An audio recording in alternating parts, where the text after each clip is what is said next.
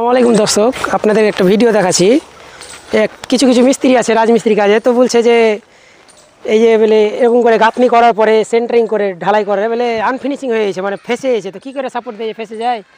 তো এরকম করে গাঁথনি করে ঢালাই করাটা সব করতে বেটার আমি মনে করি। তা আপনারা কী মনে করেন আপনারা অবশ্যই জানাবেন। তো এই গাঁথনি করে ঢালাই করলে খুব শক্ত হয়, স্ট্রং হয়। আর কিছু মিস্ত্রি বলছে না, এখান থেকেই 9.5 ফুটের কলম ঢেলে গাঁথনি তুলবে। তাহলে এটার সাথে কী কানেক্টেড থাকলো, কী সাপোর্ট থাকলো? কিছুই থাকলো না। তো কোনো দিনই ভুল করবেন না। এভাবে যেরকম করে গেঁথে ঢালাই হয় সেরকম করে এরকম করে গেঁথে ঢালাই করবেন। কেননা নিচ থেকে কলম পুরোটাই তুলবেন না লোকের কথা শুনে, কেন ওটা ক্র্যাক হওয়ার সম্ভাবনা থাকবে। আর এটা যদি এখন ঢেলে দিয়ে ব্রেক মারে দেয় তাহলে কিন্তু ক্র্যাক হওয়ার কোনো সম্ভাবনা থাকবে না, বুঝতে পারলেন? আর এই যে গাঁথনিগুলো হচ্ছে দেখতে পাচ্ছেন, এভাবেই করার চেষ্টা করবেন গাঁথনি, কেন এটাই নিয়ম কাজের।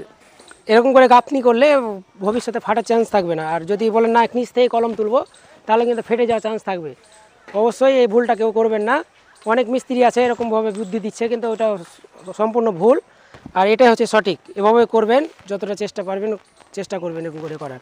তো এটাই আমার বলার উদ্দেশ্য ছিল ভিডিওটার, যে অনেক মিস্ত্রি অনেক রকম গাচ্ছে, মানে এরকম করে কোনো দিন কলম ঢালবেন না, পুরোটা এরকমভাবে ঢালবেন, এখন যেরকম আছে এরকম ঢালবেন। তো অবশ্যই ভালো লাগলে আপনাদের মতামত জানাবেন।